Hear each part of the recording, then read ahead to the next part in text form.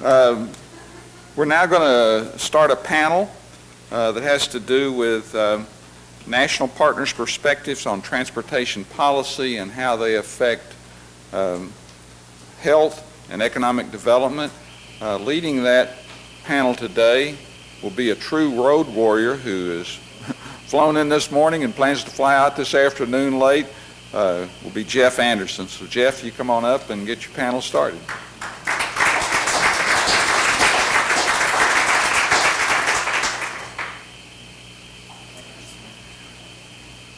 If my panel would join me up here, I see Art's coming up.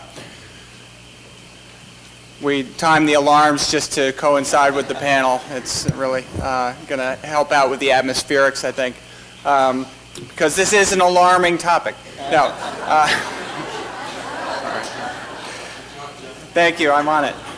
So it's, you can tell I'm really comfortable because I know so many folks in the room. It's great to be back. I've worked with so many of you, Mayor Moore, Tokes and TDOT, Bridget at CRT, and other folks, Ed. So it's really great to be back here. I hope I'm not wearing out my welcome. For those who don't know me, I'm Geoff Anderson. I'm the president of Smart Growth America and co-chair for Transportation for America. And I did eschew the Skype. I thought this isn't, this demands physical presence on site. So here I am. Let me just start with a quick question. On Sunday, how many people went out for a Sunday drive? Okay, I see 2 or 3. So that is really the exception, right? I mean, we rarely engage in transportation for its own sake, where you're just driving to drive. You're usually actually trying to accomplish something else. So transportation is generally a means and not an end. It's a means and not an end, and I think sometimes we forget that. And that's what this panel, in my mind, is really about. And that's important for several reasons. If we keep this in mind, and I think these themes have already been echoed by Commissioner Schroer and by Beth Osborne, but if we keep these things in mind, a couple important things happen. One is you start to think about projects differently. You start to think about project design differently in transportation. You start to think, as the Commissioner said, what is the problem we're trying to solve, not what's the facility we need. And if that problem is a mobility problem, if it's also we want to achieve mobility or access at the same time that we want to actually make sure that health improves, that economic development occurs. I mean, a lot of the justification for these projects are other things, economic development, getting people to jobs, and so forth. So transportation ends up touching, obviously, a whole range of topics. So it's important for 3 reasons. One is that you get better project design. Better project design means higher return on investment. If you're really focusing on what are the economic, what are the community, what are the health benefits that I'm getting out of this project, and you can manage to design a project one way, it's going to improve mobility. Another way, it improves community quality of life, mobility, health, economic opportunity. That second way is obviously better. You're obviously going to get a higher rate of return. So starting to think about that as the ends that we're aiming for is going to bring a higher rate of return. And then as Beth was talking about, we do have an investment challenge, right? We've got a huge investment challenge in terms of the state of our infrastructure, in terms of our global competitiveness, in terms of Nashville's competitiveness with other regions that are investing like Houston or Dallas or Salt Lake or Charlotte, other places that are thinking about their mobility, their economic opportunities in the future. And the more that projects end up delivering multiple benefits, the more there is a coalition, the more there is a constituency for increasing investment. And that's really was the basis for the formation of Transportation for America. Transportation is a funny issue in my mind, in the sense that over the last 50 years, I would argue it's actually been confined to a very small group of people talking about it, which is strange for something that it consumes nationally is the second highest expense for households at around 19% of household income going to transportation. It's odd that more people aren't engaged in the conversation about how we're investing in transportation, what choices that creates. So it's incredibly important to households. It's important to our economic future. It has profound impacts on health and community.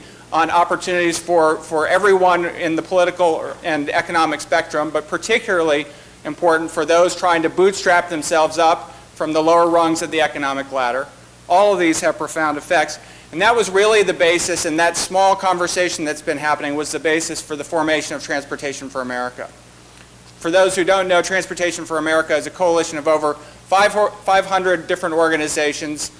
Those are the formal partners that are part of the Transportation for America campaign, which is a project of Smart Growth America and Reconnecting America. But we worked with hundreds of other partners as well.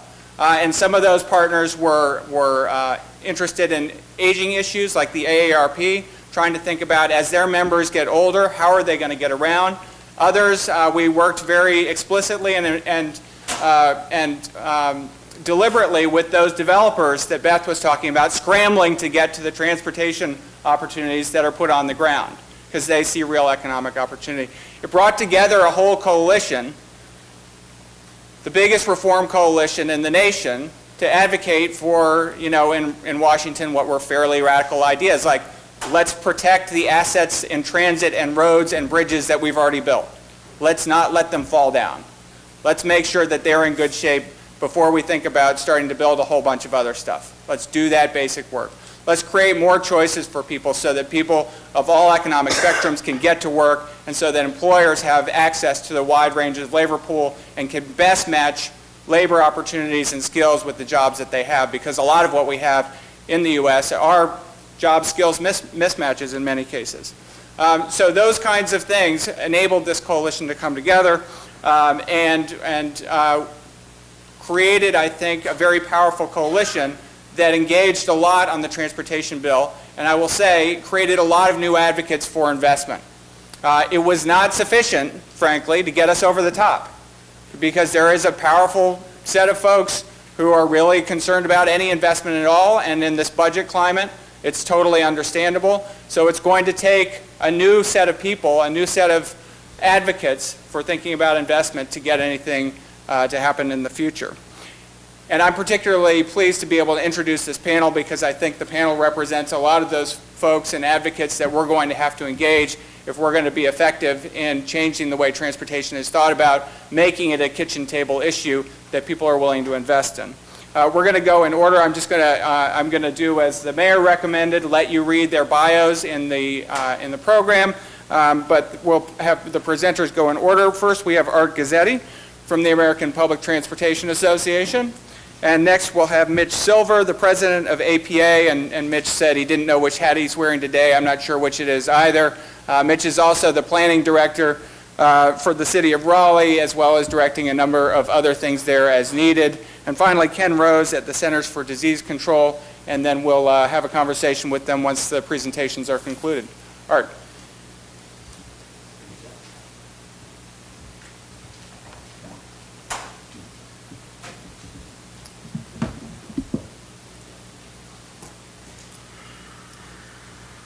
Hello.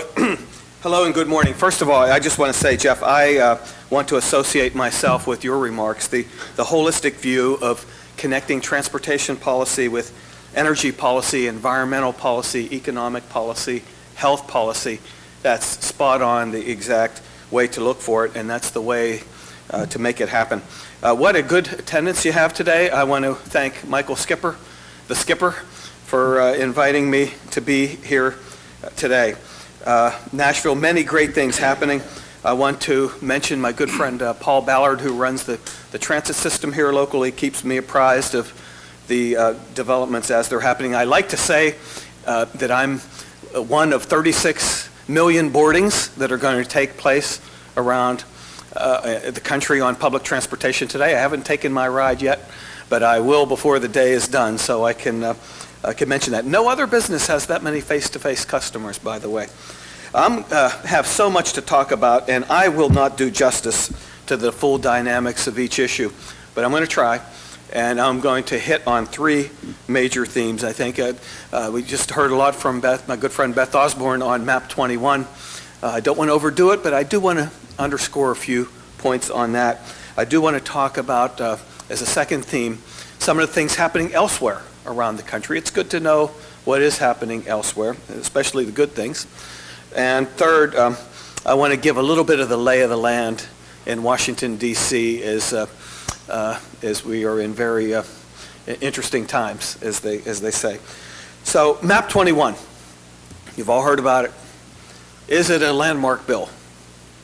Come back to that one in a minute. But I do want to give, with some of the shortcomings. First of all, it's only a 2-year bill. That's stability, yes, but it's not long-term stability, not a long-term commitment. They could only do 2 years because that's all Congress could find funds for, 2 years. So that's why it was only a 2-year bill. Had they been able to find funds to carry it through longer, that would have been the case. Of course, it's nowhere near the level of investment. We have an infrastructure deficit in this country. This is not going to cure it. It's probably going to get worse. If we want to underpin the economy, make the economy stronger, transportation is part of that. This bill comes up short on that measure. Third, when you have a flat-funded bill, that's usually not a good time to make program changes, make formula changes. We did have a decennial census kick in that changed a little bit of the proportion of what folks get region to region. In a flat-funded bill, that's going to create a little bit of, danger. And so we had all of that going on. So, and also it did not address what is really the mega issue, and that's that the Transportation Trust Fund is unsustainable in its current structure, and definitely in need of a revenue to make it work. So none of these were, revenues, by the way, not addressed since 1993. So that question was left hanging. So instead we patched the trust fund together one more time with general funds that are paid for through one-time offsets. So when those one-time offsets expire, really the problem is worse. When you're spending at this level and the trust fund is being funded at this level, we have a gap that is growing. So I do want to underscore that because that is the unfinished business in the next bill. So, one other thing. In the conference committee that had been working on this, really not that many months ago, June was really when they were in full throttle. So they were a little secretive this time around, I would suggest. Often there's issues that are vetted. There's issues that are, sometimes there are hearings on things that are in play. Sometimes there's a little bit of, help us out, think this through, think the fine points of this new provision, how might it work best? A lot of those things didn't seem to happen this time around. So on Wednesday, June 27th, when we were happy to receive a call, happened to come from Senator Barbara Boxer, who was the chair of the Environment and Public Works Committee, saying, "Hallelujah, we have a conference agreement. Will you support it?" Our answer was, "Support what? We don't even know what has come out of this conference report yet." When they said, "Well, we need to know because on Friday, the 29th, 2 days from now, we want to bring this up for a floor vote in the House and Senate." So, after a bit of pause and a very quick read of that conference agreement, APTA gave an affirmative thumbs up. So why, after all those shortcomings, was it a thumbs up? Well, let me say, but not for that bill, there was an 18.4 cents gas tax that would have expired on September 30th. But not for that bill, MAP 21, the trust fund would have been insolvent in February 2013. So to the degree there are imperfections in this bill and we can get stability, we can work on those imperfections in the backdrop of stability rather than a backdrop of instability. And considering the fact that Congress has not been agreeing on much of anything these days, the fact that we did pass a bill that provides stability, that has and passed the bill with bipartisan, bicameral support, very overwhelming bipartisan support, I think all in all that's a good thing. Now some of the having the bill enacted here, there's much to be thought through. I'm not going to be able to go into all the provisions. Beth hit on some of them. By the way, APTA does have a book that's sort of, at least the transit portion of it, sort of takes it from legislative language and turns it into more, what's really in the bill type language. And I'll be happy to provide that to anyone who wants it. Just to mention some of the few things, Beth talked a lot about performance measurement, performance-based planning. There's asset management requirements. Really good, that's a good idea. The transit systems I worked for, New Jersey Transit and the transit system in Pittsburgh, we already had those provisions in place. What we don't want to do is make it be, well, you can't get your grant because you haven't done A, B, and C. That's not what we want as this thing is implemented. We have to avoid that. BRT, I know that's a subject of interest locally. I commend you for that. Some of the things that BRT had been very loosely defined. This bill did try to get at the definition of BRT. BRT can't be everything for everybody, and you can still call it BRT. They did try to define it. Having said that, APTA was adamantly engaged in that. We can't define it to the exclusion of a lot of good projects. And what I mean by that, in the end, they had a compromise in what it is. If you have 50% exclusive right-of-way for your project, you are eligible, a minimum of 50%, you're eligible for the New Starts program. If it's less exclusive right-of-way, you're eligible for the Small Starts program. You do have to, in both cases, have certain defining features that would make you eligible as a BRT project. Expedited program delivery in the New Starts process. That's a good thing. We're thinking through all the fine points of implementing that. But the downside, it's not really a downside, but it's something we need to understand. What it means is you can move ahead on all your early stages on New Starts without getting your mother may I sign off from the Federal Transit Administration, but it does mean you're at a little bit of risk, because without those nods and winks, basically you're advancing the project at your own risk a little bit, but still, I think we can make that all work for us.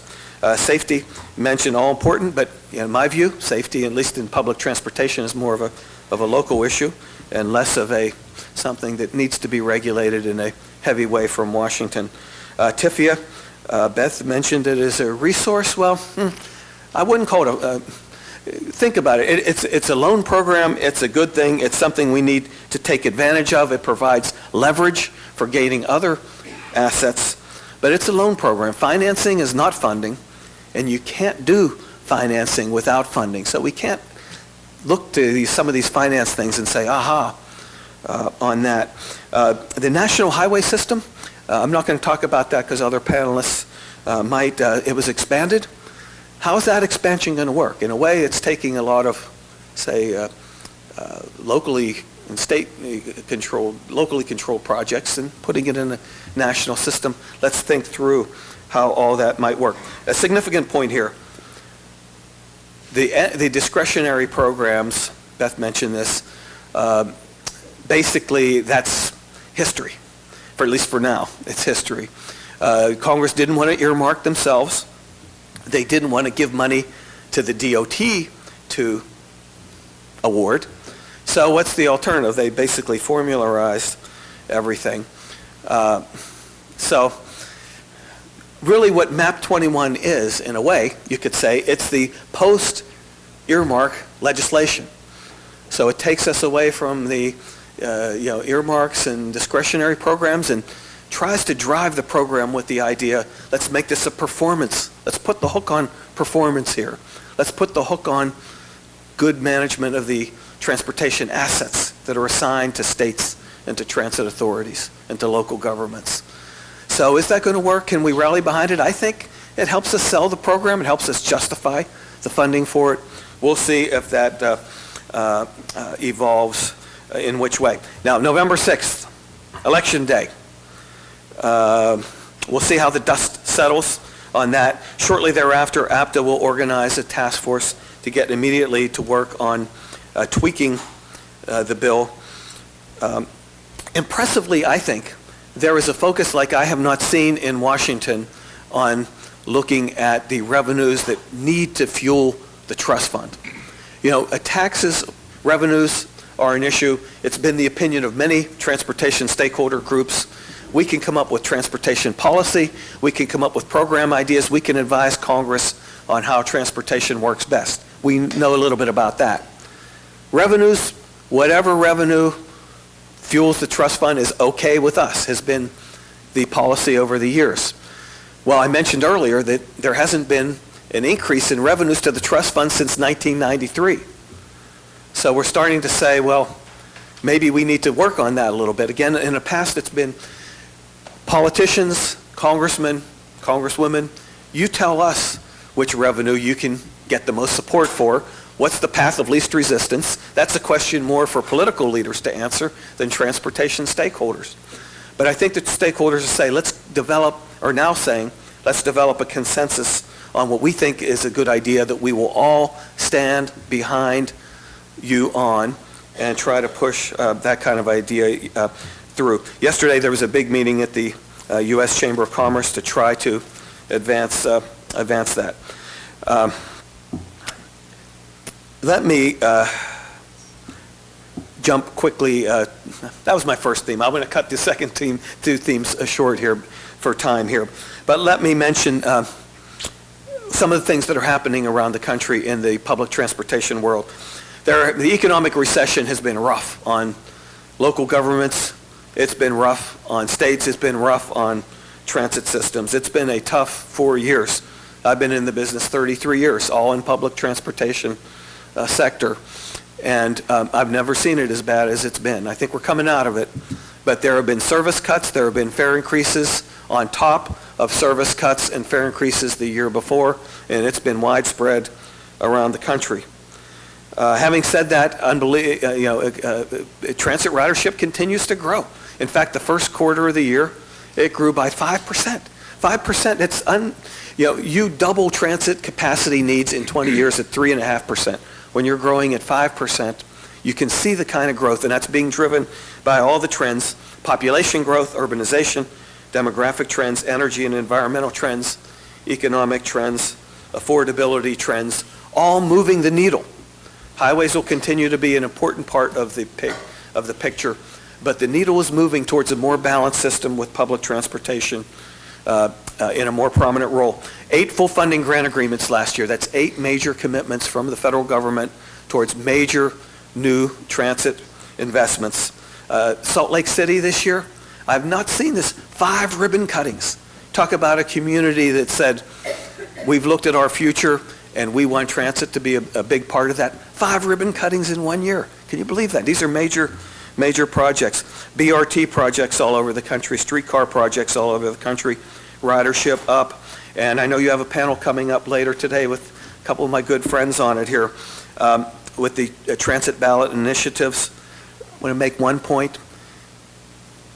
Public transportation works in a 5-legged partnership: federal, state, local, private, self-generated. But when you have a self-help measure, sometimes that helps make everything else work.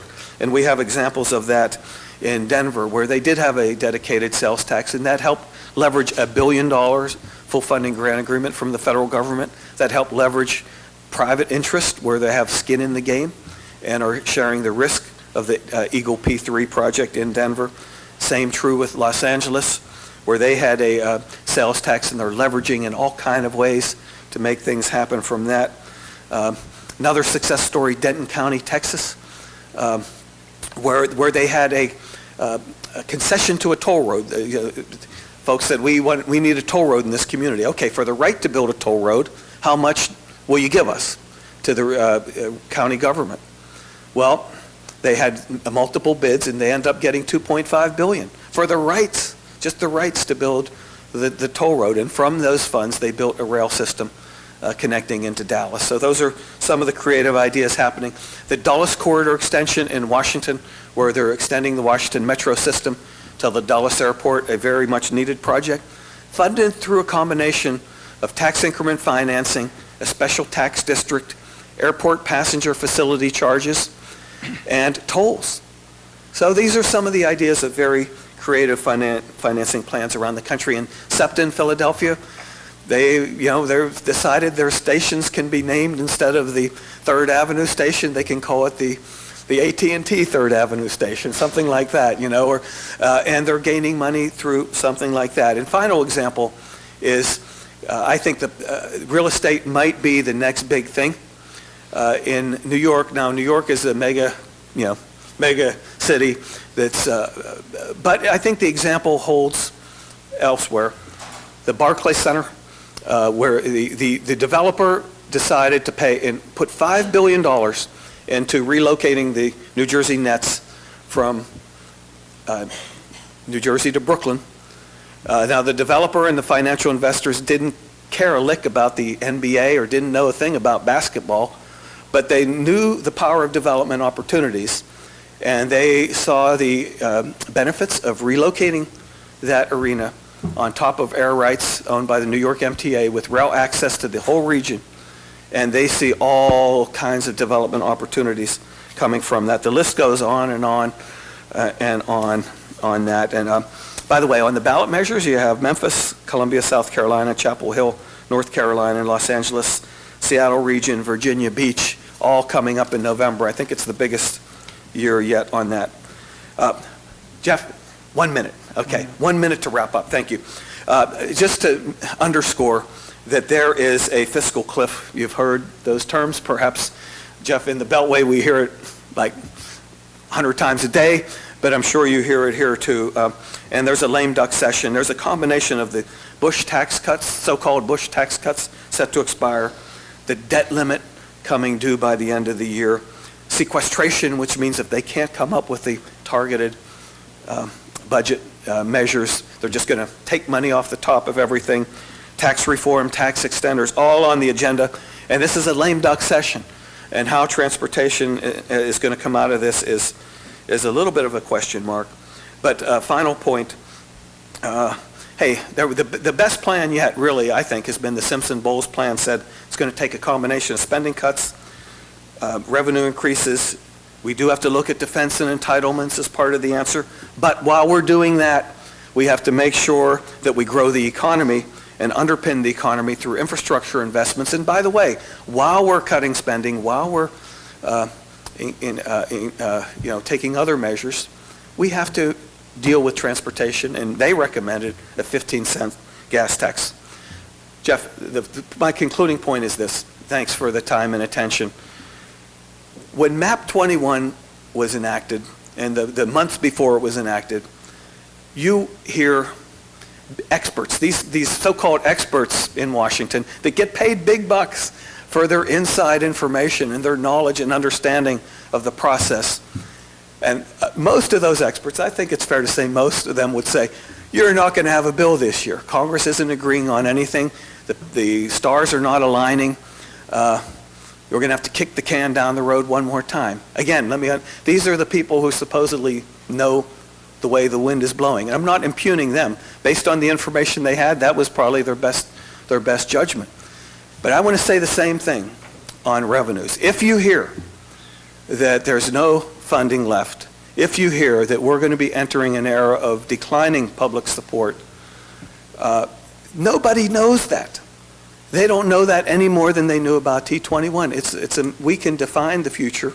We can make things work. And don't ever believe that from anybody. You believe what you believe in your own heart and what's best for your region. So thank you very much for your time and attention. So I'm going to talk about some local examples, some examples around the country, but because I work in North Carolina, I have access to some of the best slides from Raleigh, so I'll use that as I talk through this presentation. But I'll generally cover some three themes. One, regionalism, economic development, and then talk about what I call collaboration 2.0. The slide I have before you is really looking from, based on ULI, what they call the major U.S. markets. And the reason why I'm very comfortable sharing with you some of the slides from the Research Triangle, it seems that both of our regions are in the same category. We're in the creative and nimble because they're talking about those markets that can really address some of the recessions quite well. In fact, I don't know if you're like us, we've been able to weather the storm a lot better than other markets because we're built on this notion of innovation, creativity. Now, I always give a separate speech on the comeback kids, which is something to watch, and I'm very excited to watch all those cities that are on the rise in the comeback. So we have some similarities. Yes, we do compete against one another. I'd rather us compete together so that we can certainly outdo our global partners in other countries. So you'll see some examples. When I talk about regionalism, people have a lot of concerns about how do we work as a region. I first start to focus on what connects us. There are a lot of things that connect us. Certainly land use and local control is something that should be within those local jurisdictions. But we have to talk about those things that connect us as a region. Clearly, transportation, economic development are two of those things. You have to compete as a region, not as separate municipalities. That is destructive to any regional market. In our market, when Durham does a great job, we cheer for them. We work together as a partnership, and that's something I always caution everybody, that you don't want to compete within your own region. You want to compete as a region against other regions, and especially against other markets overseas. But always focus on what connects you. And the reason why I like that is because we've had over a 50-year history in our market. It was a dark moment where young people were leaving our state. The founders realized that we had to do something and came up with this idea called the Research Triangle Park, which now is a worldwide brand that continues to be a very strong market. But the key about this entity is that it decided to make sure there was a partnership between the universities, government, and business. And that relationship stays today. In fact, planning is our competitive advantage in our region. We're more focused on the quality of life than making deals. And you'll see that through some of my presentation that is basically our effort. In fact, planning is economic development.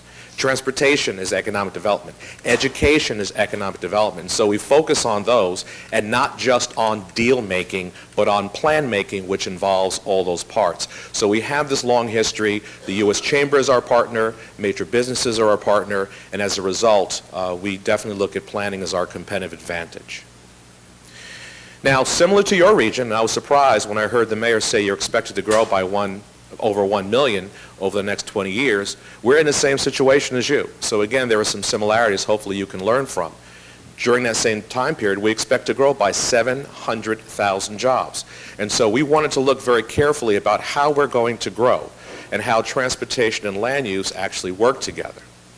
And the reason why I use this slide is I wanted to emphasize that we are now moving to a metropolitan economy. This is an example from Brookings did some work about the rise of the metros, not just in North Carolina, but across the United States, where as you look at the power of the metropolitan areas, they now are the drivers of the economy, and it will continue to be the case in the 21st century. In North Carolina, of our 15 metros, it has basically 70% of the population, 75% of the jobs, and 83% of the state's GDP. And that is only going to grow. If I showed you an example of Tennessee, which I don't have those numbers, I can guarantee you will have very similar numbers. So the key is essentially how are you going to grow? You're in it together as a region. The state that figures out how to connect the urban, suburban, and rural markets will be the state that will succeed in the 21st century. Unfortunately, all too often, it's metro against rural. That's what's happening across our country, and that's what's happening in our states. But the extent you can connect those markets together economically are the ones that are going to succeed. Now, it was mentioned earlier about one of the issues we need to pay attention to. Because I want to keep my remarks within the time limit, I'll just go through some of this very quickly. But the aging population is one that we all need to pay attention to. AARP, as Geoff mentioned, is starting to pay attention to this big time because by 2030, 1 in 5 Americans will be over the age of 65. I mean, this is now a game changer for our country. We have never, ever, ever experienced a change like this before.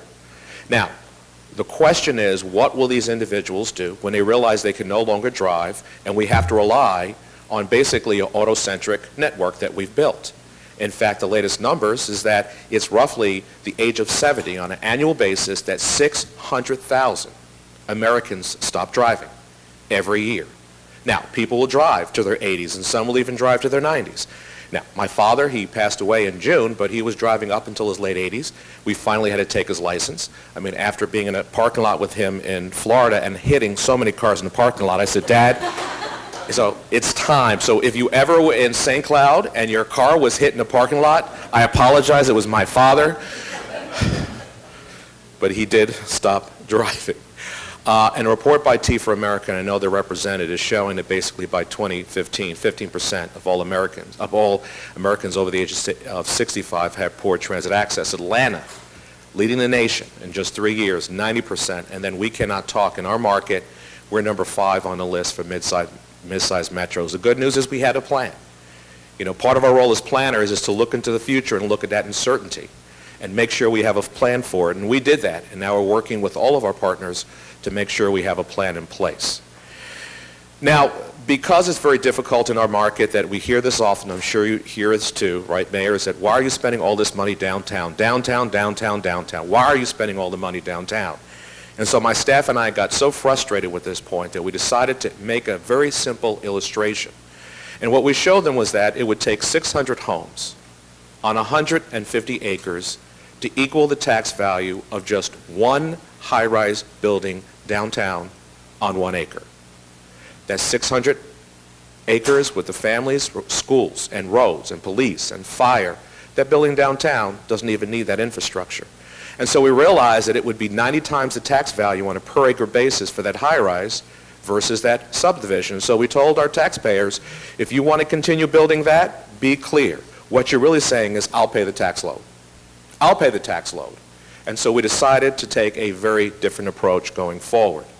There's outstanding work by Joe Minicozy, which I'm sure Geoff is familiar with. And if you compare downtown products to suburban products, the return on investment and how long it takes to pay off your infrastructure is shocking. 3 years for the urban product, 30 years for the suburban product.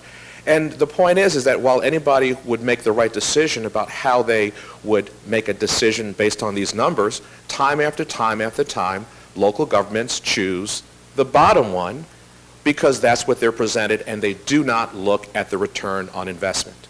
They don't. It's not even part of the conversation, but I can tell you, over the last 3 years, this is now a growing conversation that you will start to have, because when these challenges come, I always get excited. You have 2 choices during this recession. You can either become bitter or better. Our market decides to be better. We want to be smarter, we want to innovate to start dealing with some of these challenges presented to us by this new economy.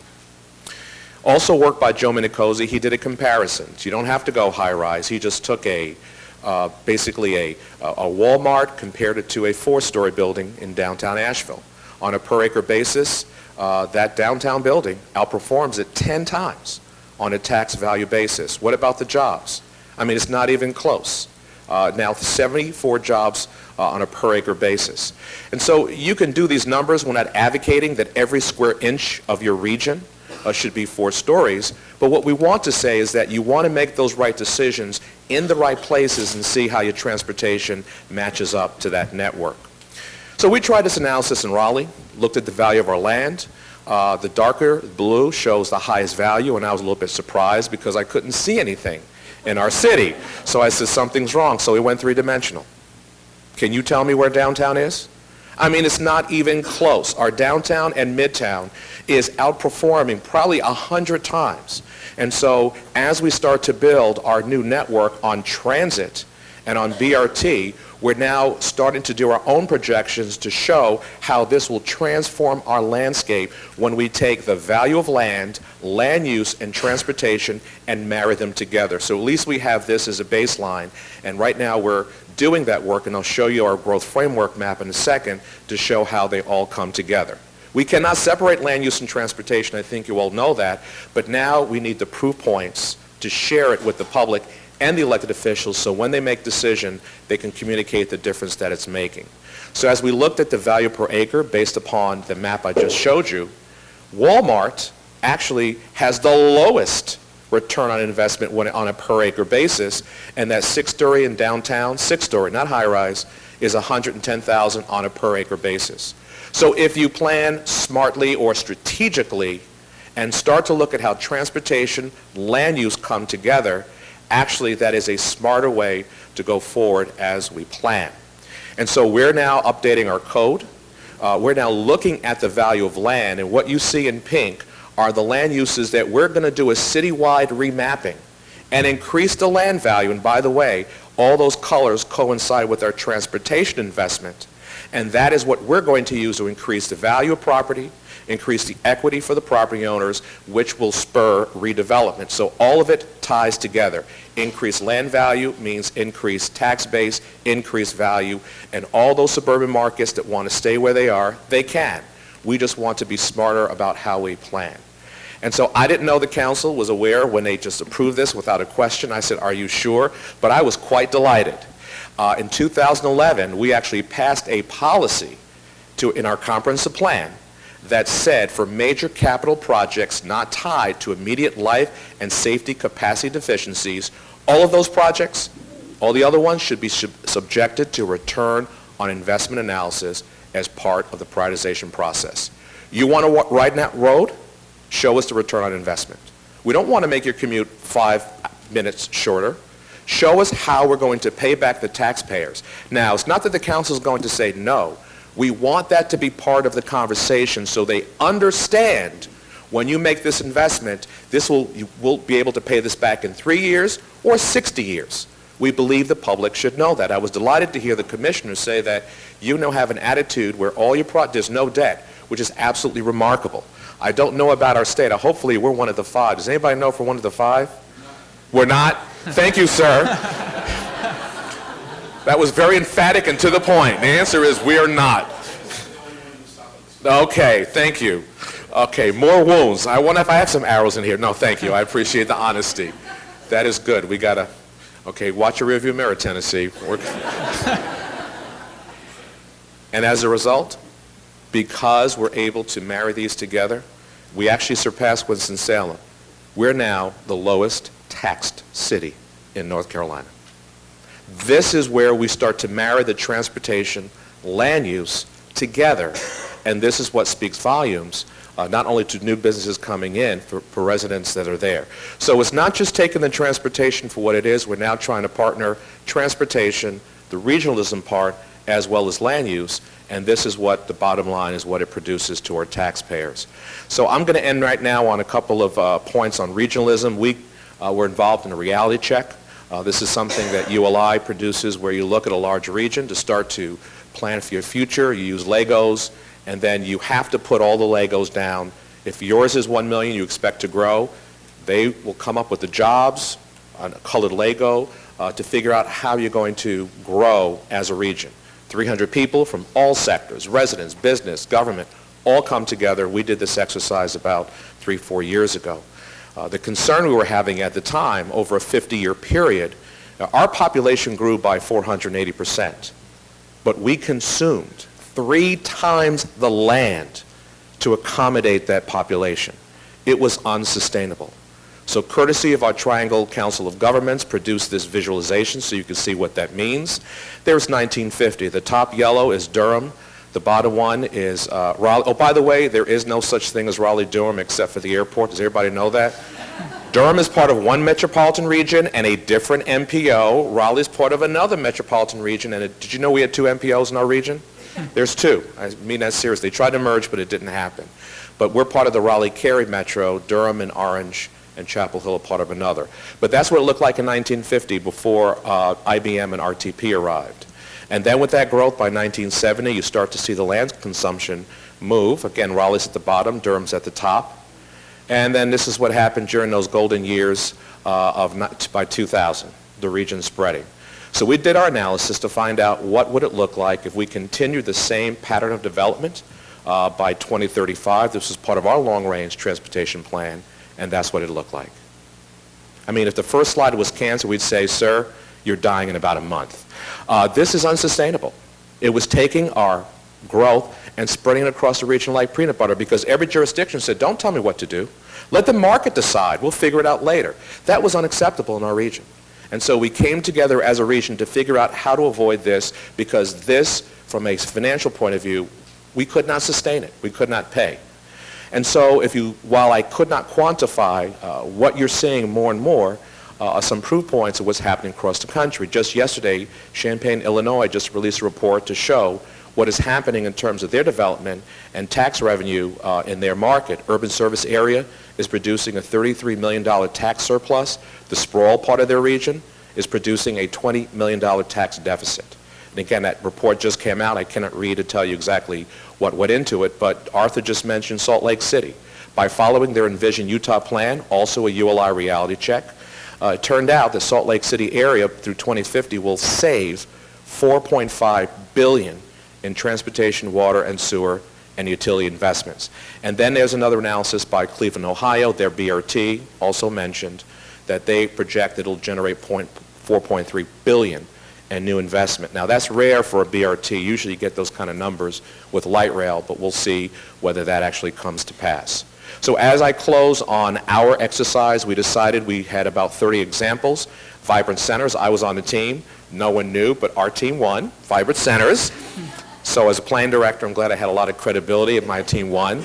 And we came out with transit, vibrant centers, and green space were the three main themes that we adopted as part of our growth. And this was collectively.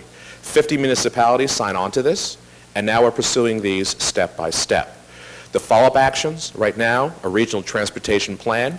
We have all the referendums passed except Wake County. They decided to kick the can down the road for another year. But the other two, Durham and Orange, have passed the referendum. You need all three.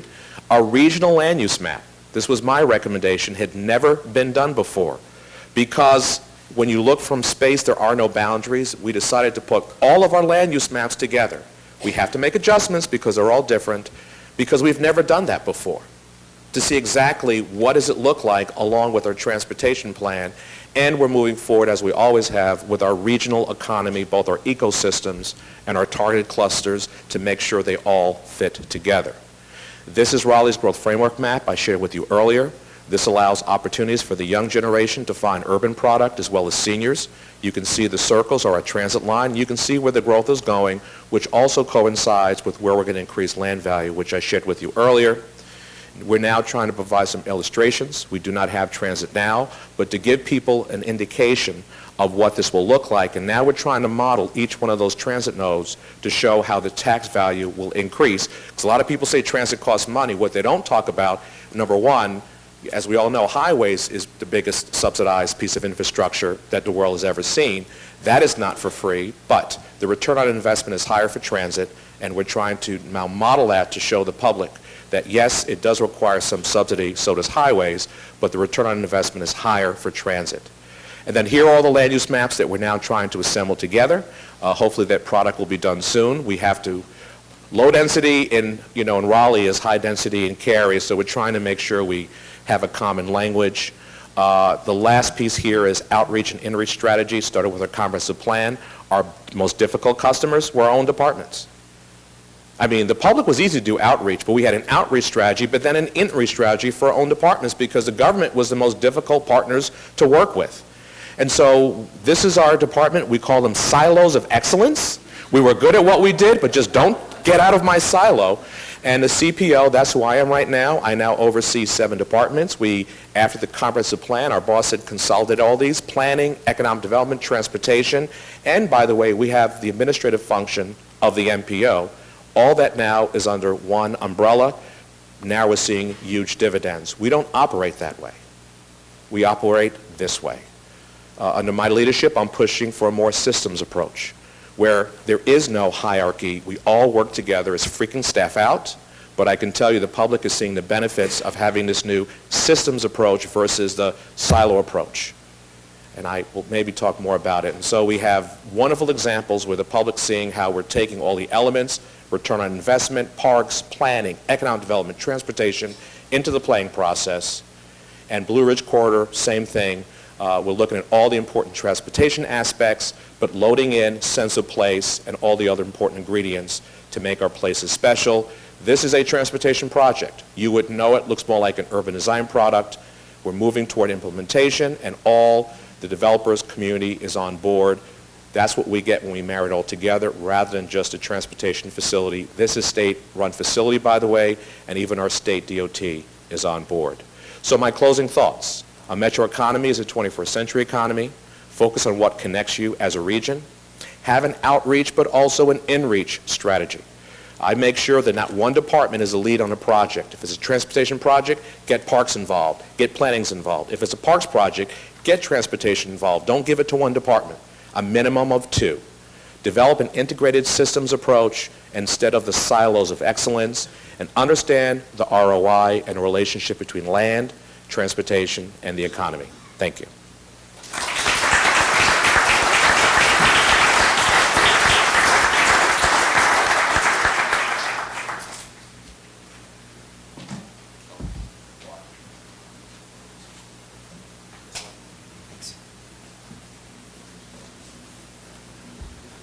So before I get started, I did want to express some sincere thanks to the Tennessee Department of Health for their work on the meningitis outbreak. Also, I want to say that I've never met Paul Ballard, but I did get a chance to meet one of your bus drivers last night on my way in from the airport, and I just want to say that if that's a reflection of the quality of your system, it's amazing, because the bus driver was just incredibly friendly, helped me get to where I needed to go, and it's a great example of your hospitality. I think his number was 363. I can't remember, though. It was a 945 from the airport. So my name is Ken Rose. I am with Centers for Disease Control and Prevention. I am Policy Director for CDC's Environmental Health Programs, and also co-chair of the CDC Transportation Policy Group. Today I'm going to talk about a few things. First of all, I'm just going to give you a brief health pulse check of Tennessee. I'm going to talk about a series of transportation-related health indicators, go through some selected examples of built environment and health research, and then finally talk a bit about some health policies that encourage health-promoting transportation infrastructure. And before I get started, let me start my clock so that I stay on time here. I'm a soccer referee too, so I know how to use my watch.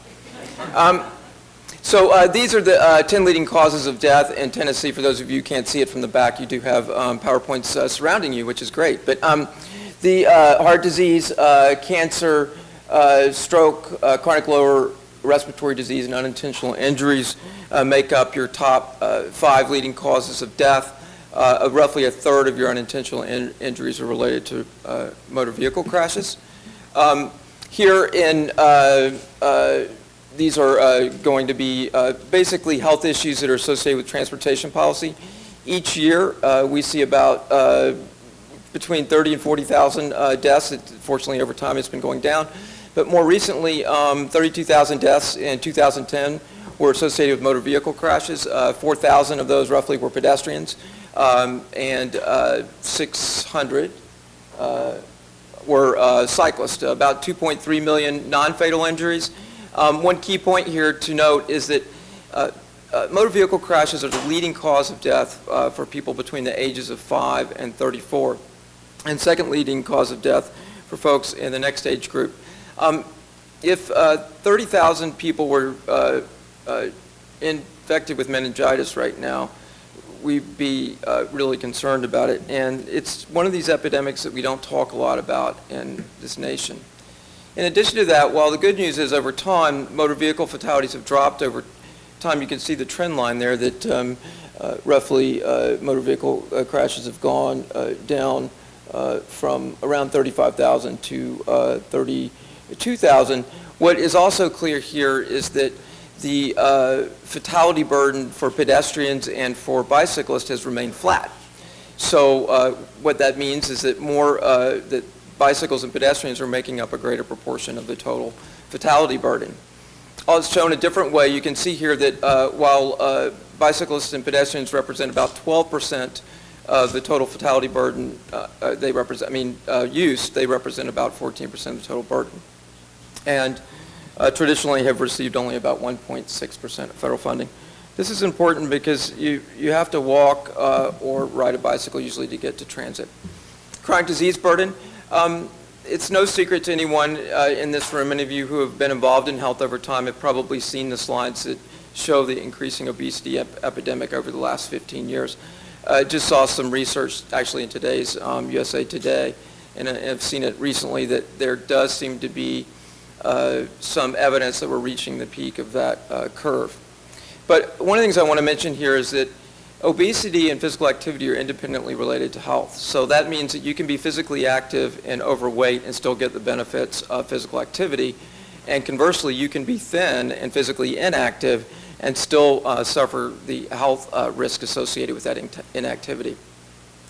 But physical inactivity is related to obesity, heart disease, diabetes, and stroke. As many of you know, chronic diseases are some of the most commonly preventable, costly health issues in this country. One thing I do want to mention is that health issues are taking it, for those of you involved in health, this is no secret, but about 30% of federal spending is soaked up with health spending, so it is an important issue from a federal budget perspective. Relying on motor vehicles and less on active transportation has a significant impact on chronic disease. Research shows that for each hour you spend in a car on a daily basis, you by about a 6% increase of obesity risk. 1 in 3 adults in this country is obese, 1 in 5 children. More than 1/3 of adults do not get recommended levels of daily physical activity of 30 minutes of moderate physical activity. And as I said, many health costs are associated with this issue. I just wanted to run some quick data before I came here comparing Nashville on some of these health issues to both Tennessee and the nation as a whole. I mean, I think the good news is overall, Nashville looks better than Tennessee as a whole, as well as the nation in some indicators. One thing that is important to note here is that Nashville isn't as physically active as the nation. It is more physically active than Tennessee as a whole, and your diabetes rate is about equal. So the third thing we talk a lot about in public health as it relates to transportation policies, respiratory health burden. Traditionally, many folks are aware that 50% of pollution in our urban areas is associated with cars. And one of the greatest contributors is particulate matter 2.5, which is pollution that primarily comes out of diesel engines, and ground level ozone, which is pollution that's created between cars and the interaction in the environment. And the pollution's related to decreased lung function, it's related to rhinitis, it's related to a host of respiratory issues that reduce lung function.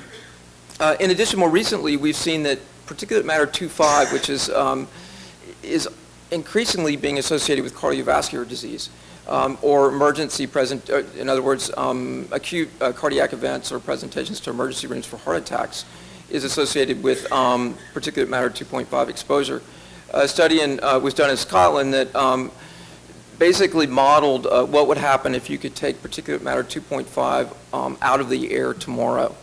And you would see similar benefits as implementing a public tobacco ban across the board, or about 50% reduction in presentations to emergency rooms.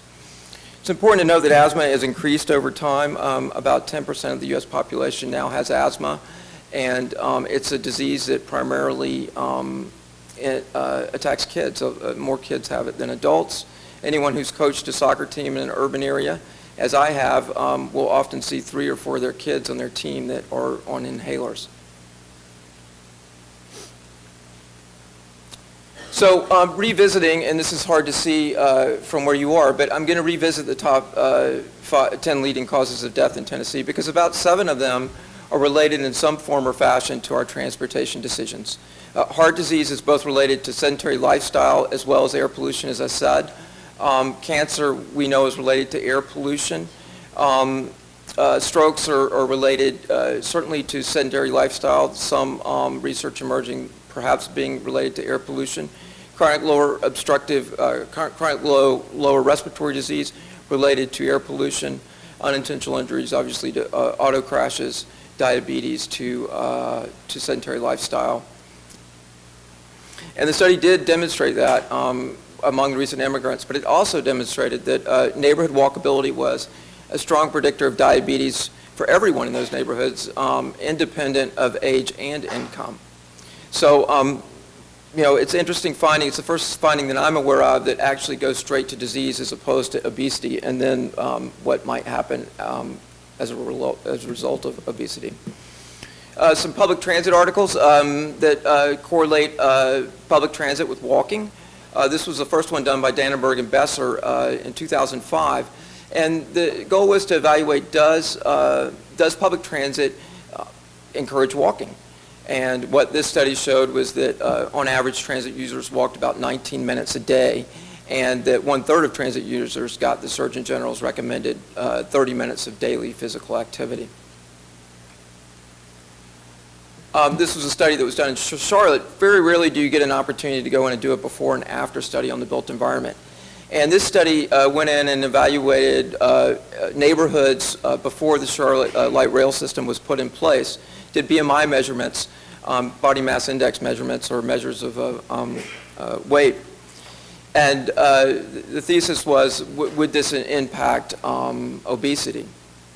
And what they found, among other things, was that the use of the light rail system to commute to work was associated with these users losing an average of about 6 pounds and an 81% reduced odds of becoming obese over time. This is a little bit hard to see from where you are. This is a picture of Portland. And these are just two other studies that were done on the built environment associating walkability or transit use. The first one was done in Portland with populations between 50 and 75. And basically it showed that neighborhoods with high levels of land use mix, street connectivity, density of public transit, and green space were associated with higher levels of walking. The second was done in Australia, and it showed that males who bicycled to work or took public transit to work were significantly less likely to be overweight than those who drove to work. This is interesting new research that was recently released around active transportation or bicycling. This is a picture of a fairly newly installed cycle track in Washington, D.C. on Pennsylvania Avenue.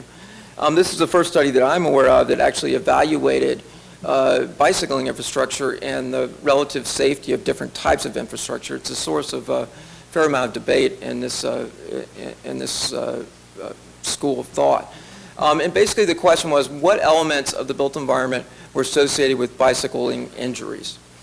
And what it found was what you might expect, was that the most commonly observed type of environment was a route, a major street with parked cars, and this was also, and no bike infrastructure. And a major street, no parked cars, no bike infrastructure was also associated with the highest level of risk. Lower risk modes or routes included physically separated cycle tracks. So that's a bike lane that's physically separated from the lane of traffic alongside a street. And this is the picture on this slide is an example of one of those. Residential streets with lower traffic had about half the risk. Major streets with bike lanes and no parked cars had about half the risk. Interestingly, hard to see here, but shared use paths had about 60% of the risk. Now, I'm certain the crashes weren't as severe on those paths, but that was an interesting finding in looking at it. This shows it a different way. So to the top right hand of this graph is the safer, more preferred type of infrastructure for someone riding a bike.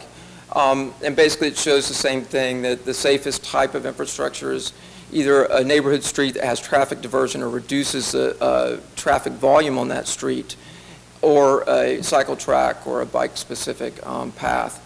You can see on the left there multi-use paths, while highly preferred, do have higher safety issues, basically. And then, of course, major streets at the bottom are the least preferred and most dangerous. So now I'm just going to go very quickly through some data that has come out in some cities that have been investing in this type of infrastructure over the last 5 years. This is a picture of a facility that was installed in New York City. New York City's been aggressively investing in this kind of infrastructure over the last 3 years or so. Between 2006 and 2009, they installed 200 miles of new bike lanes like this. And what basically this shows is that two things. One, investing in this kind of infrastructure actually makes the streets safer for pedestrians. Pedestrian crashes were about 40% less deadly on streets like this as opposed to streets without this kind of infrastructure. And the other thing is that in 2009, New York City had the safest year on record. This is a graph from Portland. It shows as Portland invested in bikeway miles over time or bike infrastructure over time, it saw increases in bike traffic over time. Often you hear when you're talking about these issues, if we invest in this kind of infrastructure, we're going to see higher levels of injuries. At least the Portland experience is that as they invested in the infrastructure, counts went up, actual crash rates and fatality rates went down, not only for bicyclists, but for pedestrians and cars as well. I won't go through that slide. This is a cost-benefit analysis that was done on the transit and active living infrastructure that was installed in Portland, Oregon.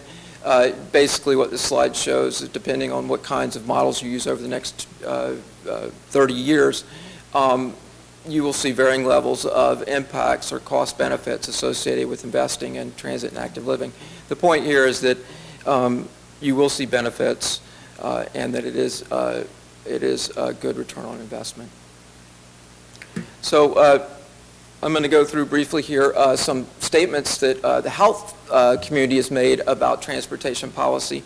I won't go through each of these, but I did want to put a list here, and there are others that are not on this list most likely, but these are the few that I can think of quickly. Each one of these organizations has made a statement, a formal policy statement that's gone through their executive boards, making a statement about improving health through transportation policy. The first I'll go through very quickly. I was involved in this, worked with the CDC Transportation Policy Group over 3 years or so to put this statement together. It's one of the few examples of CDC actually making recommendations about another sector for improving health. These are fairly straightforward recommendations: reducing injuries associated with motor vehicle crashes, improving air quality, expanding public transportation, promoting active transportation, encouraging healthy community design, and so forth. These are the kinds of things I've just talked about, and CDC has recognized that, and probably most visibly for communities in the community transformation grants that it represents about $300 million of funding that goes throughout the country to communities to do other things, implement active living environments. National Prevention Strategy is a strategic planning effort by the nation to reduce healthcare costs in this country. As I said, healthcare costs are increasingly taking more and more of our national and state budgets. This National Prevention Strategy is also accompanied by a National Prevention Council that is coordinated by CDC. The National Prevention Council is staffed by all of the other federal departments, and the goal is to reduce healthcare costs for the nation. So some recommendations that are related to transportation. First of all, one of the strategic directions is to promote healthy and safe environments by improving the quality of the air, land, and water, and so forth. Integrating health criteria into decision-making where appropriate across multiple sectors, and really enhancing cross-sector collaboration, community planning, and design to promote health and safety. Coordinating investments in transportation, housing, and so forth is one of the key actions. The Institute of Medicine is a leading think tank for the nation. It's a component of the National Academy of Sciences, and they're really sort of the gold standard for the nation for health policy statements. In the spring of 2012, they issued this report, Solving the Weight of the Nation, Accelerating Progress in Obesity Prevention. The key point I want to make here is that Goal 1, Recommendation 1, and Strategy 1 of this document are all related to the physical and built environment. So at the risk of boring you, I'm going to read this. Making physical activity an integral and routine part of life. Communities, transportation officials, community planners, health professionals, and governments should make the promotion of physical activity a priority by substantially increasing access to places and opportunities for such activity. Strategy 1, enhance the physical and built environment. Communities, organizations communities, organizations, community planners, and public health professionals should encourage physical activity by enhancing the physical and built environment, rethinking community design, ensuring access to places for such activity. So this is just me. It worked for me. 10 years ago, I had a blood pressure of 145/90, resting pulse of 70. Those of you who are MDs understand this stuff. Weight of 167, HDL, LDL, 160/45. 10 years later, simply because of the type of activity you see on the right, I use stairs, walk whenever I can. I bike, use transit to work. That encompasses about 5 to 6 hours of activity a week. I do live kind of far from my job, but fortunately I have access to light rail. And then on the weekends and at night, I try to bike or walk to destinations. And recreationally, I get about 1 hour a week. So 90% of my physical activity is associated with getting from point A to point B.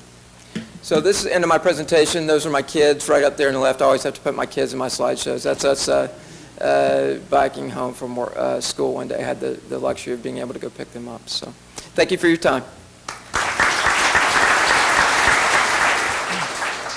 So we've heard a couple of things that I'd like to sort of pursue a little bit more, and I'm going to ask a couple questions, but we are going to have time for questions from the audience as well.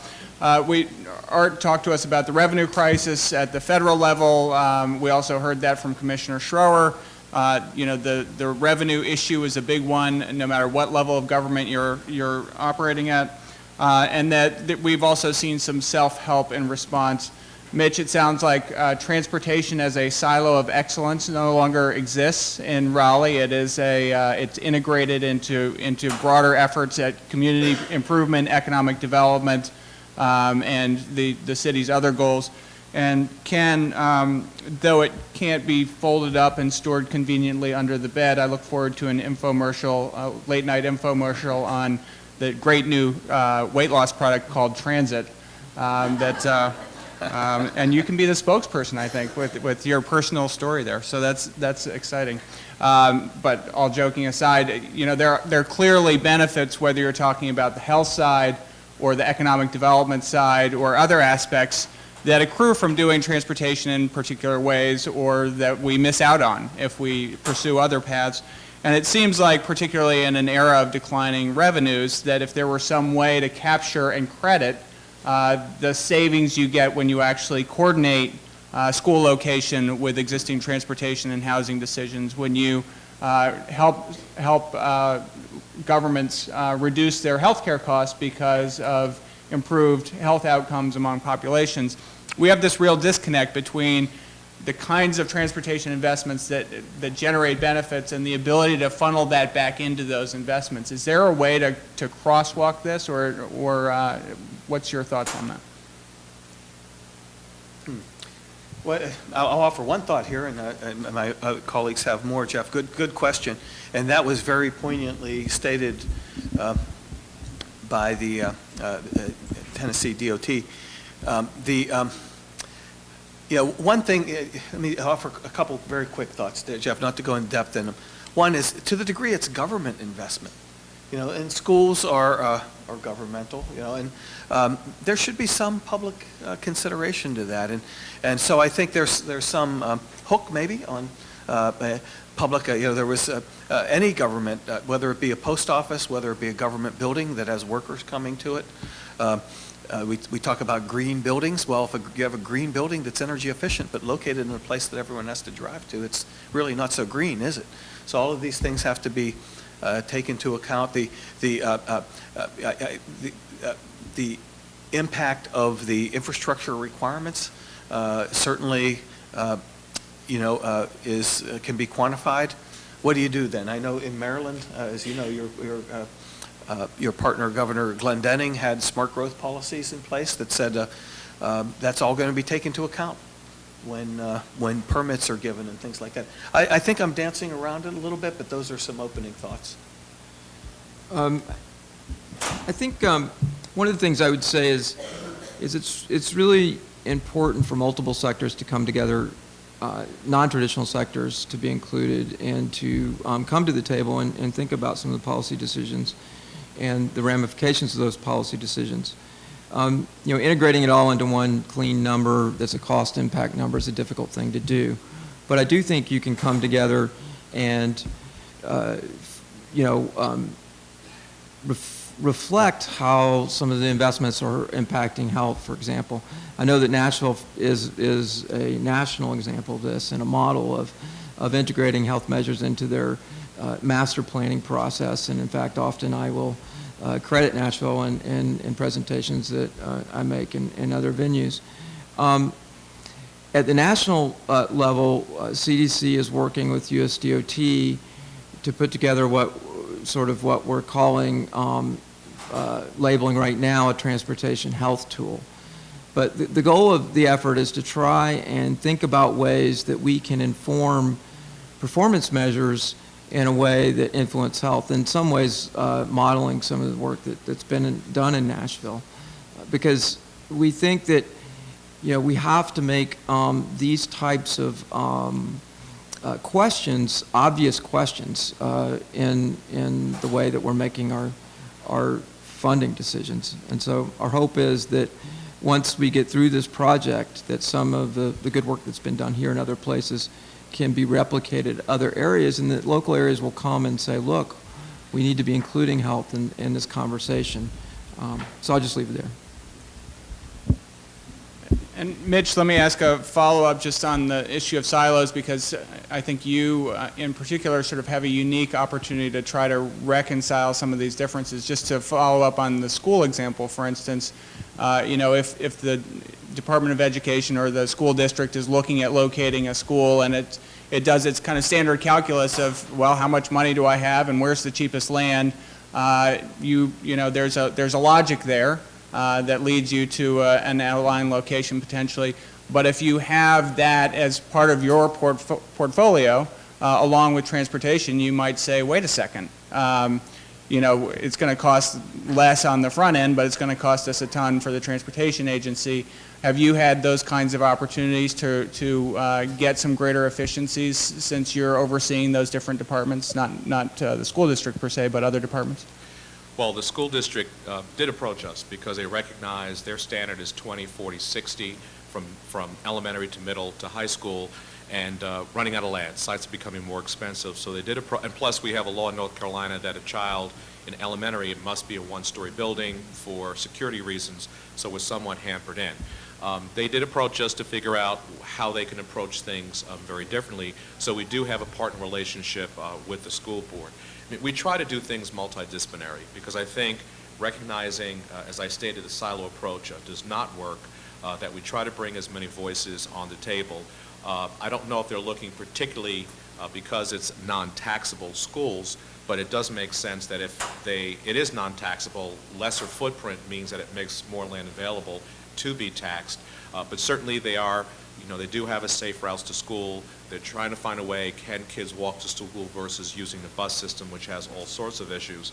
But to answer the question is yes, we do have those conversations with the school board. We are trying to figure out how we can do things quite differently, how to go more vertical with schools. Those schools, the reason why they're so large, they have their own independent field, football field, soccer field. Can we start to, we have examples working with our Parks and Recreation where we cohabitate similar space nearby so we can save on the cost of having those large campuses. So we do see some rethinking in our school board, which is a county system. And so to answer your question is yes, but I still think we can go a lot further. And I would say, that's still the exception. I've got a related question, but on a different tangent, I guess. Let's go back to the issue of revenue and assume that money is going to drive a lot of decision making, which I think has always been true and will probably continue to be so. Do you think that the revenue shortages that we are likely to see and that we're currently experiencing, it seems to me they could drive us in one of two directions. One, you could get a hunkering down. You could basically say, we've got to stick to our very core issues, and some of this other stuff seems extraneous, and we can't afford to do X and Y, transit's too expensive, complete streets, that sort of additional add-ons. We've got a very basic set of stuff to do. And the other direction is we can't afford business as usual. Commissioner Schroer's sort of identification of unfunded mandates from the localities, if you will, pushing costs up to the state level, saying, all right, we've made all these land use decisions, now help us fix it. And the revenue pressures, driving in many ways the state to a different outcome. Do you have thoughts about which way we're likely to go and what might push us in one direction versus another? Art? I'll offer some opening thoughts on that, Geoff. Thank you. Well, ABC. First of all, we've been very successful in this country in connecting all 50 states through an interstate highway system. Now, we, of course, have a national highway system supplementing the interstate system. There's still more to do. I'm not saying that we're solved all the capacity issues. That's absolutely not the case. But we do cover regions. We cover the country through a highway system. Transit, no. Okay, so if we're saying, do we have to sort of focus? I'm saying we have to have this state of good repair, this big emphasis, but that cannot be, at the exclusion of growth strategies, because we have to grow too. In the case of transit, only, according to the surveys that have been conducted, about half of the nationwide public, actually it's a little less than that, has access to public transportation, even has the choice to use public transportation. And only about half of those, so about 25% altogether, say, well, it's really a good choice. So only about 1/4 of the public has really the decent option to use transit in their daily trip making. That's not good enough. So we have to certainly have the state of good repair, but that can't be the test. You can't grow until you have the state of good repair needs met, because they'll never be met, right? I mean, not in full breadth. So as far as focusing, again, my point would be, we do have to focus, you're right, Geoff, but I'm saying we have to be, we can't exclude growth, certainly in the transit sector. Right. What I share with you in his presentation, I have to tell you, because I travel the country, do about 50 speeches a year across the country as my role as president. No one's talking about this. That is not part of the decision-making process about the return on investment. You build it and worry about it later. You're going to see over the next couple of years that this is going to be a growing conversation, so both decision makers and taxpayers understand the true cost. That when you build that road, you're now burdening future generations with that debt. Now, it sounds like it's different in Tennessee, and that's very optimistic. But more and more, on the local level, we're not understanding that connection, because the land that you have, if you are a local government, that is your primary asset. It depends on how your revenue breaks down, but in Raleigh, 29% of our revenue comes from taxes. Another 10% comes from sales taxes. So in our department, we get to influence 40% of the budget, roughly, about how we plan. We've never had that conversation before. It's planning, visioning, la-la land, quality of life. No, it's about the economy. It's about creating jobs. And so you will see that entered in the equation. Another ticking time bomb that we're not talking about, actually there were two. One is the aging population. There are some states that actually cap or seniors are able to defer their taxes. That's another challenge coming our way, because as we see the aging of America, there are local governments that want to cap those who are seniors, which means that there'll be even another slam to our revenue sources. And the other one is the subdivisions of the 1980s and 90s, which in some cases we see depreciating in value, are not built the same quality of pre-war construction as post-war construction. My question is, what happens when that product reaches the age of 50? Can people maintain them? So we have these ticking time bombs that's going to make us think very differently about how we invest in our infrastructure, and so that's a conversation that we're going to have. I think going forward, consolidation, I think you're somewhat of a unified government here. You'll see that growing because we just don't know how to maintain our tax base going forward, particularly with aging. And so I just believe that what I share with you is going to be more and more of a conversation that people want to see the return on investment as a major metric in decision making, which right now is not even discussed. That will drive different alternatives of having more centers and corridors that are connected versus a sprawled network, which right now is the most expensive network to maintain.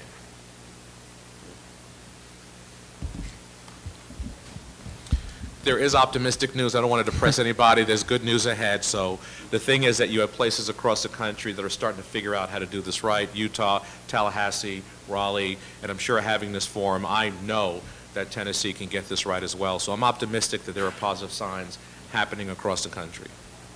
So there are, and we've heard many of the reasons today, no shortage of reasons to pay attention to this as, as an average citizen.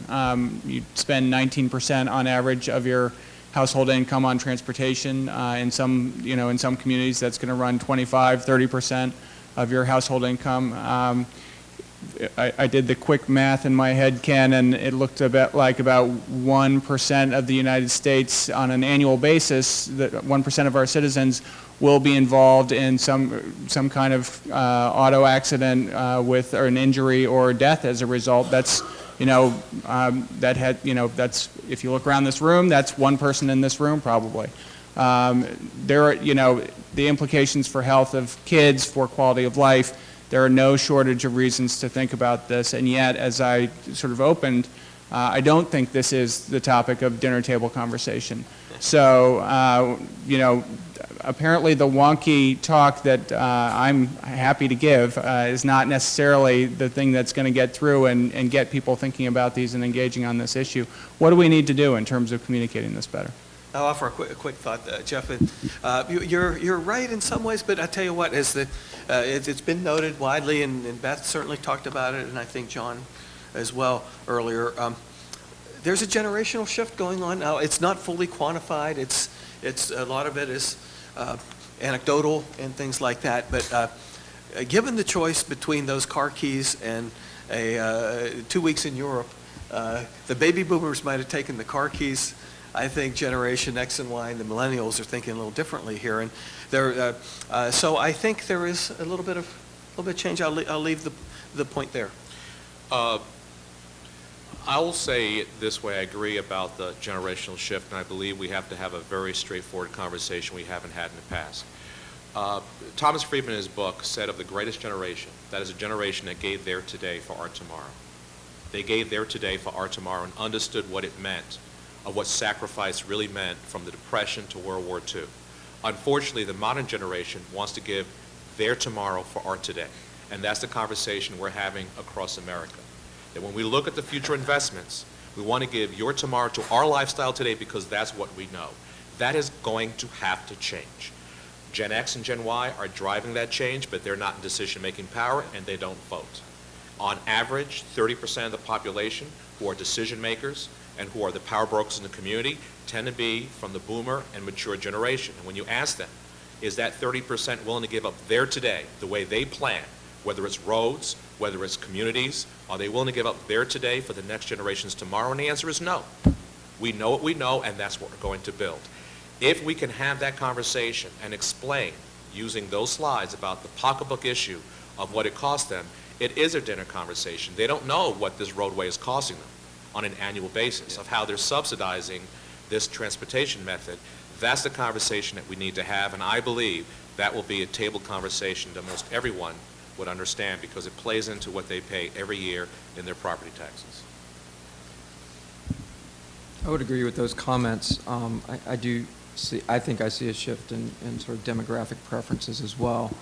One of the things I think is also out there is a pent-up demand for these options. I talk to a lot of people, a lot of places, both at CDC and outside of CDC, and when you talk to them about these issues, when you can sort of get down and say, would you like to walk to school with your kids? Would you like to be able to take public transit? The answer is almost always yes. I very rarely hear someone say, no, I really just want to spend 2 hours in my car. And so, that's the connection I think we have to make. And, I'm not a communications expert. I really love to hear from you guys how you think crossing that barrier would work in, talking to someone at the local Walmart, because at the end of the day, that's the person we have to be able to get to is the mom who's buying milk for her kids at Walmart, or the grandma who's there as well. So, those are the kinds of answers I'd love to hear from you guys as well. Geoff, 2 quick factoids.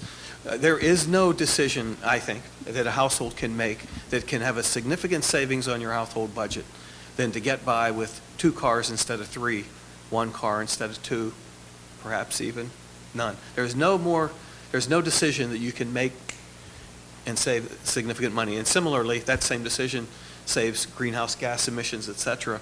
There's no decision you can make to have that kind of consequence.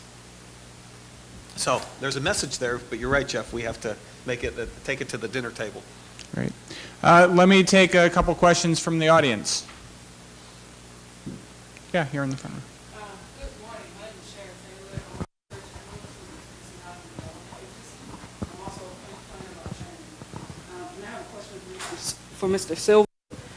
You mentioned that the region is attempting to sort of reel in those sprawl areas, and what we've seen over the last several years is an increase in low-income and moderate-income people living in the first-ring suburbs where the infrastructure is less dense than it is in urban areas.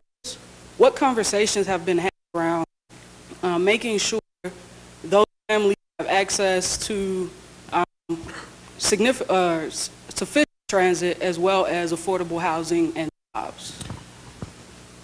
Well, we're not trying to reel in sprawl per se. I think what we're doing is offering a better alternative. We'd rather incentivize it that way than put out a prohibition. There's no question people are moving for either reasons. Some still believe that the single-family home is the American dream, and it's cheaper than where they're currently living, or they've been gentrified out. So a lot of factors why people are moving to the first-ring suburbs. We strongly believe in fix the network that you have now before you start building a new network. So we're very conscious about providing some connectivity. Now, the places they're buying is so suburban, there are no connectivities out to certain places. So we are looking at some of the transit routes where there are park and ride opportunities, because we assume if they do own a home, we're hoping that they have a car they can get to those park and ride. But we're also looking at our housing policy. If you notice on my first slide, what connects us, I put housing and housing affordability, because that is a major factor. If you're not providing affordable housing opportunities in your market, people will drive until they qualify, which is driving a lot of the mobility issues in our region. The further you move out, you can afford something. They don't think about the transportation costs. So we're trying to educate our market that drive till you qualify has consequences. It may be better to stay closer in. But in those inner ring suburbs, we're certainly trying to figure out how we could expand our transit network to make sure that we provide all access. And third, we want to have a regional affordable housing commission, not just one in Raleigh, because it's a regional problem. And we're trying to provide some of those affordable housing options, not just for low income, but also for seniors and for young people who are looking to rent more than own. And that's very difficult, as you know, in some markets to provide those alternative lifestyles. Choices, that is. I think that is a place where we're starting to see better integration, at least among some of the national groups, in thinking about the combined cost of housing and transportation and getting a better understanding of that. But I think that, housing has not traditionally been part of the transportation conversation. And that is, I think, something that we need to make sure gets integrated, and it's one of the kind of fundamental pieces about, there are investments we could make that would lower combined housing and transportation costs, effectively, helping people better meet their budget and be able to build wealth and, make their way up the economic ladder. Other questions from the audience?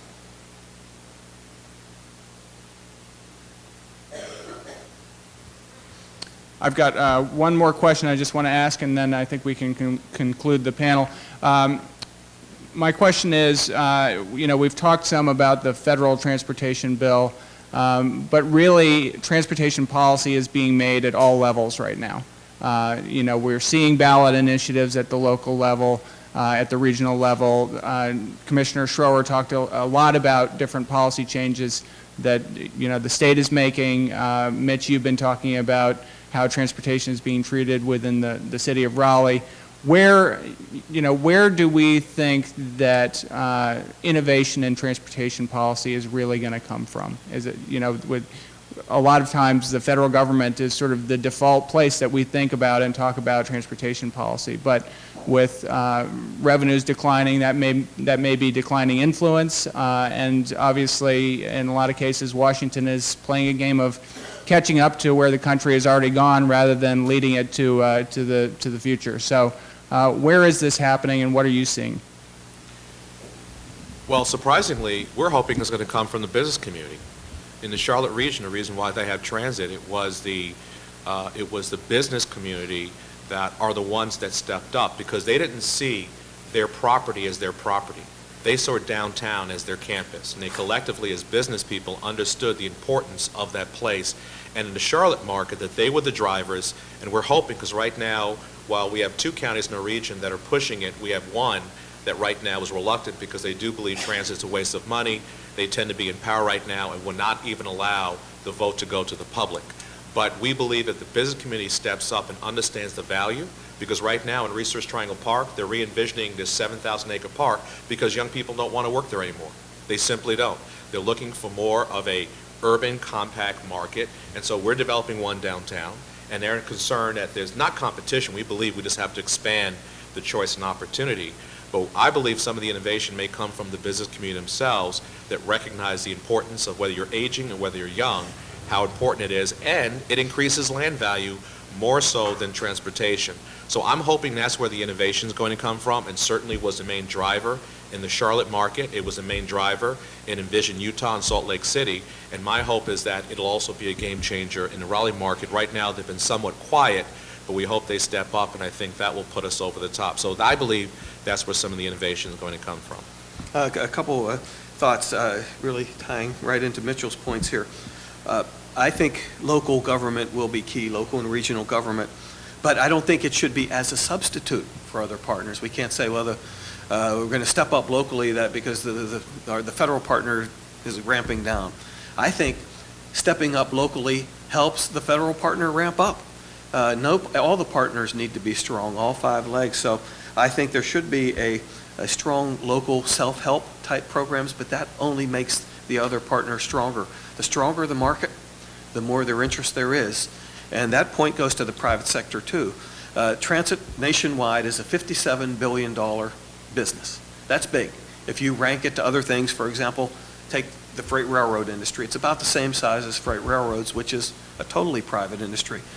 I'm not saying public transit should be totally private, but I'm saying as the market grows, so will private sector interest.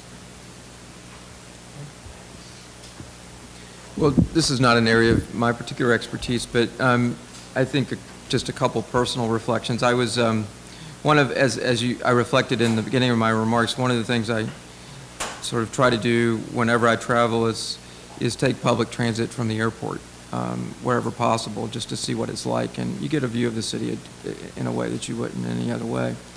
And I was recently in LA and was shocked at how easy it was to get around on transit. And I think, the traditional view of LA has been it's impossible to get around LA on transit.